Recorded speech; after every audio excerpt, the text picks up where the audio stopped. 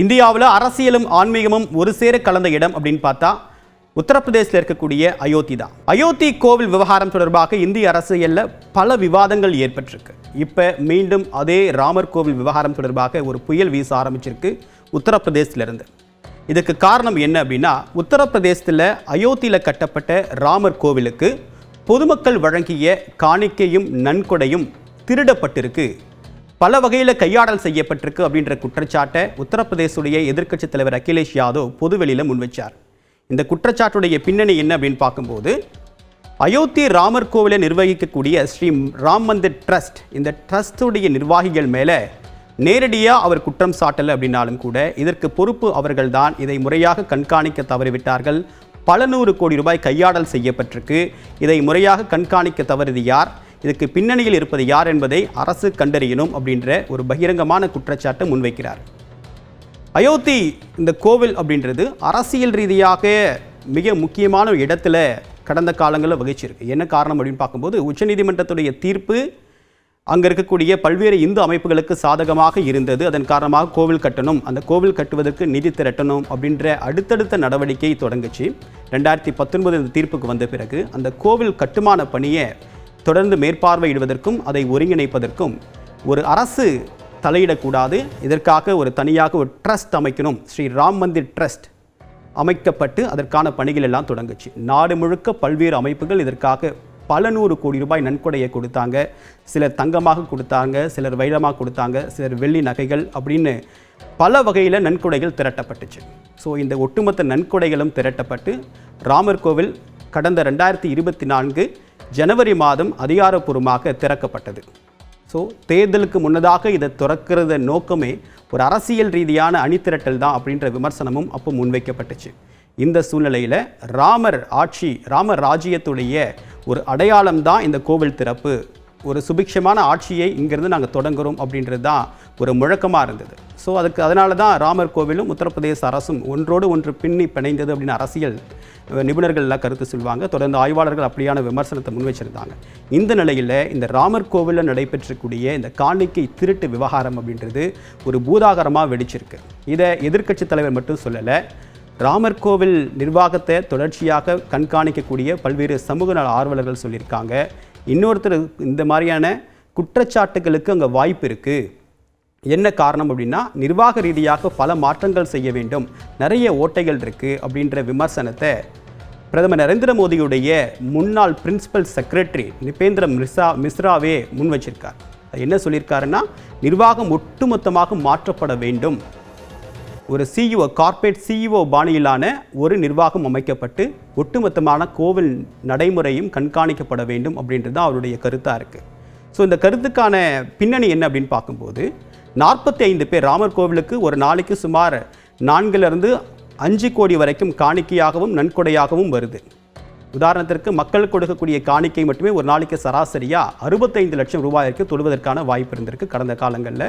அது ஒவ்வொரு நாளும் ஒவ்வொரு அளவில் இருந்திருக்கு. அதே மாதிரி நன்கொடைகளும் நாடு முழுக்க வந்துட்டே இருக்குது. ஸோ அப்படி பார்க்கும்போது இதை மேற்பார்வையிடக்கூடிய பொறுப்பு யாருக்கு இருந்திருக்கு அப்படின்னா, விஸ்வ இந்து பரிஷத்துடைய முக்கிய தலைவரும் இந்த ராம் மந்திர் ட்ரஸ்டுடைய பொதுச் செயலாளர் சம்பத் ராய் அப்படின்றவர் தான் இதை ஒருங்கிணைச்சிருக்காரு.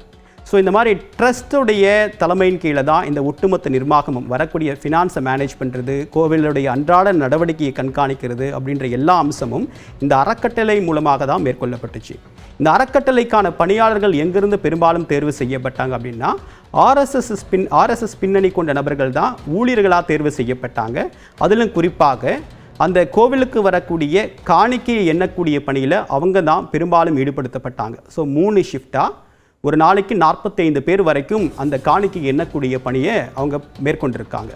ஸோ இந்த குற்றச்சாட்டு வந்த பிறகு ஒரு குற்றச்சாட்டு கோவிலுக்குள்ளேருந்து வருது. அதாவது என்ன அப்படின்னா, கோவிலுடைய கழிவறையில் ஒரு கேட்பாரற்ற ஒரு கட்டு ரூபாய் நோட்டுகள் கிடந்திருக்கு. காணிக்கை எண்ணப்படக்கூடிய இடத்தை கடந்து அந்த ரூபாய் நோட்டு எப்படி வந்துச்சு அப்படின்றது முதல் கேள்வியாக இருந்துச்சு. அதுக்கு பிறகு எவ்வளவு பணம் வந்தது, எவ்வளவு பணம் எண்ணப்பட்டது, இது பேங்க்குக்கு எப்படி போச்சு, இது எப்படி யார் மானிட்டர் பண்ணுறாங்க அப்படின்ற விஷயத்தெல்லாம் ஒவ்வொன்றா கேள்விக்குள்ளாக்குறாங்க அங்கே இருக்கக்கூடிய சமூக நல ஆர்வலர்கள். அப்போ தான் பல குற்றச்சாட்டுகள், அடுக்கடுக்கான குற்றச்சாட்டுகள் வருது. சிசிடிவியை மானிட்டர் பண்ண யாரும் கிடையாது.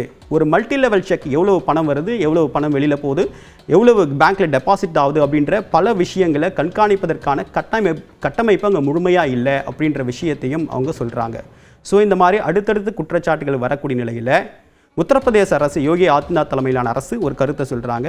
இது ஒரு அரசியல் ரீதியாக கூடிய ஒரு களங்கத்தை விளைவிக்கக்கூடிய குற்றச்சாட்டு அப்படின்னு சொல்கிறாங்க. ஆனால் இருந்தாலும் நீதி நிலைநாட்டப்படும், ஒரு சிறப்பு புலனாய்வு குழுவை நாங்கள் அமைக்கிறோம், அந்த குழு விசாரணை மேற்கொண்டு அறிக்கை கொடுக்கும் அப்படின்னு சொல்கிறாங்க. அந்த அடிப்படையில் இப்போ அந்த எஸ்ஐடி ஒரு இனிஷியல் ரிப்போர்ட்டை கொடுத்துருக்காங்க. அந்த இனிஷியல் ரிப்போர்ட் அடிப்படையில் 8 பேர் கைது செய்யப்பட்டிருக்காங்க. அந்த 8 பேர் மீதும் திருட்டு, கூட்டுச்சதி, நம்பிக்கை மோசடி இந்த மாதிரியான பிரிவுகளில் வழக்கு பதிவு செஞ்சுருக்காங்க. இந்த 8 பேரில் 2 பேர் கைது செய்யப்பட்டிருக்காங்க. இந்த 8 பேர் யார் அப்படின்னா, இந்த காணிக்கை எண்ணக்கூடிய பணியில் இருந்தவர்கள், அதில் மற்ற கிளரிக்கல் ஒர்க்கில் ஈடுபட்டவங்க, டிரைவர்ஸ், இந்த மாதிரியான ஆட்களை தான் கைது பண்ணியிருக்காங்க அப்படின்றது தான். ஸோ இவ்வளவு பெரிய கோவிலில் எவ்வளவு பணம் கையாடல் செய்யப்பட்டது அப்படின்ற டேட்டாஸை முழுமையாக இன்னும் வெளியிடலை. ஆனால் அதே நிலையில் இதை மெயின்டைன் பண்ணக்கூடிய நடைமுறையும் ப்ராப்பராக இல்லை அப்படின்ற குற்றச்சாட்டு இருக்குது. அதாவது 45 நாட்களுக்கு ஒரு முறை அந்த சிசிடிவியுடைய ஃபுட்டேஜ் ஆட்டோமேட்டிக்காக டெலீட் ஆகிடும். ஸோ அதை கண்காணிக்கிறது யார், அதை ப்ரிசர்வ் பண்ணுறது யார், எவ்வளவு பணம் வந்துச்சு, ஸோ அந்த பணத்தை முறையான அக்கௌண்டிங் இருக்கா அப்படின்ற எந்த விதமான ஒரு மேனேஜ்மெண்ட்டுமே அங்கே இல்லை அப்படின்ற விமர்சனத்தையும் முன்வைக்கப்பட்டிருக்கு. ஸோ இந்த நிலையில் 8 பேர் மீதான குற்றச்சாட்டு என்ன உறுதிப்படுத்துது அப்படின்னா, மோசடி நடந்திருக்கு அப்படின்றத எஸ்ஐடி கண்டுபிடிச்சிருக்காங்க. ஸோ இந்த கடைநிலை ஊழியர்கள் மட்டுமே இவ்வளோ பெரிய மோசடி அரங்கேற்றி இருக்க முடியுமா அப்படின்ற ஒரு கேள்வி அடுத்ததாக எழுது. இந்த நிலையில தான் இந்த ராமர் கோவில் அறக்கட்டளையுடைய பொதுச் செயலாளர் பதவி விலகிறாரு. அதே மாதிரி இன்னொரு ட்ரஸ்டியும் பதவி விலகியிருக்காரு. இந்த முக்கிய நபர்கள் பதவி விலகியிருப்பது மூலமாக இந்த விவகாரம் அடுத்த கட்டத்துக்கு போயிருக்கு. ஸோ இப்போ என்ன அடுத்த இந்த மேனேஜ்மெண்ட் எப்படி சரி செய்யலாம் அப்படின்னு பார்க்கும்போது, திருப்பதி தேவஸ்தான முறையிலான ஒரு நிர்வாகத்தை நம்ம கொண்டு வரணும் அப்படின்னு சொல்லியிருக்காங்க. திருப்பதி தேவஸ்தான முறையில் அரசால் நியமிக்கப்பட்ட அட்வைசரி கமிட்டி தான் அந்த ஒட்டுமொத்த நிர்வாகத்தையும் மேற்கொள்ளும். ஸோ அந்த மாதிரி நமக்கு ஒரு வெளிப்படையான தன்மை வேணும் அப்படின்னு சொல்லிட்டு அங்கே இருக்கக்கூடிய மற்ற நிபுணர்கள் கருத்து சொல்கிறாங்க.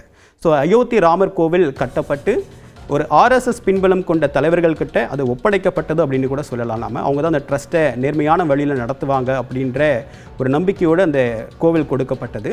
இந்த நிலையில் அந்த ஊழியர்கள் மீது முன்வைக்கப்பட்டிருக்கூடிய குற்றச்சாட்டு, அவர்கள் மேலே எடுக்கப்பட்டிருக்கக்கூடிய நடவடிக்கை அப்படின்னு பார்க்கும்போது அது ஒட்டுமொத்த அந்த ட்ரஸ்ட்டுக்குமே ஒரு கெட்ட பெயரை ஏற்படுத்தக்கூடிய சூழல் அப்படின்றது அரசியல் ரீதியாக அங்கே ஒரு பெரிய தாக்கத்தை ஏற்படுத்தியிருக்கு. ஸோ இதிலிருந்து உத்தரப்பிரதேச அரசு எப்படி மீளப்போகுது, குறிப்பாக இதை சரி செய்து மீண்டும் நிர்வாகத்தில் ஒரு வெளிப்படைத்தன்மையோடு பொதுமக்களுடைய காணிக்கையை எப்படி கவுண்டபிளாக ஆக்க போகிறாங்க அப்படின்றது முக்கியமான விஷயமா இருக்குது. இதில் அதிர்ச்சி அளிக்கக்கூடிய வகையில் இன்னொரு குற்றச்சாட்டும் கிளம்பியிருக்கு. அதாவது அங்கே இருக்கக்கூடிய பொதுச் செயலாளராக இருந்த அந்த ட்ரஸ்டுடைய ஜெனரல் செக்ரட்டரியாக இருந்த செம்பத் ராய் மீது நேரடியான ஒரு குற்றச்சாட்டை சில அமைப்புகள் முன் வச்சிருக்காங்க. சிந்தி அப்படின்ற ஒரு அமைப்பு, அந்த அமைப்பு என்ன சொல்லியிருக்காங்க அப்படின்னா, நாங்கள் ஒரு 200 கிலோ வெள்ளி பாரை கொடுத்தோம், அந்த பாரை வாங்கினவங்க நன்கொடையாக கொடுத்தோம், அந்த பாரை வாங்கின பிறகு எங்களுக்கு எந்த விதமான ஸ்லிப்பும் கொடுக்கல, ரெசிப்ட் கொடுக்கணும் இல்லையா, இத்தனை வருஷம் கிட்டத்தட்ட 2 ஆண்டுகள் ஆகுது, எங்களுக்கு ஒன்றும் ரெசிப்ட் வந்து சேரலை அப்படின்னு சொல்லிட்டு அவங்க ஒரு புகாரை சொல்லியிருக்காங்க. அதுக்கான அக்கௌண்ட் என்ன இருக்குது, அந்த மாதிரி எவ்வளோ நன்கொடை வாங்கினாங்க, எவ்வளோ கொடுத்தாங்க அப்படின்ற ஒரு வெளிப்படைத்தன்மை இல்லை அப்படின்ற ஒரு குற்றச்சாட்டை சொல்லியிருக்காங்க. நாங்கள் ரெசிப்ட் கேட்குறப்ப நீங்கள் 200 கிலோ கொடுத்துருக்கீங்க, அது வந்து நாங்கள் அதோடைய பியூரிட்டி எவ்வளோ இருக்குது அப்படின்னு டெஸ்ட் பண்ணிவிட்டு அப்புறமா நான் ரெசிப்ட் தரோன்னு சொல்லியிருக்காங்க. கிட்டத்தட்ட 2 வருஷம் ஆயிடுச்சு, இன்னும் ரெசிப்ட் வரல அப்படின்ற குற்றச்சாட்டை சொல்லியிருக்காங்க. இந்த மாதிரி அடுத்தடுத்து குற்றச்சாட்டுகள் வரக்கூடிய நிலையில் இந்த விஷயம் அப்படின்றது எவ்வளவு வேகமாக நீதி விசாரணைக்கு போகும், ஸோ எதிர்க்கட்சியில் இந்த விஷயத்தை எப்படி ப்ளே பண்ண போகிறாங்க, அரசு இந்த விஷயத்தில் எவ்வளவு நேர்மையாக சட்ட நடவடிக்கை எடுக்க போகுது அப்படின்றத பொறுத்திருந்து பார்க்கலாம்.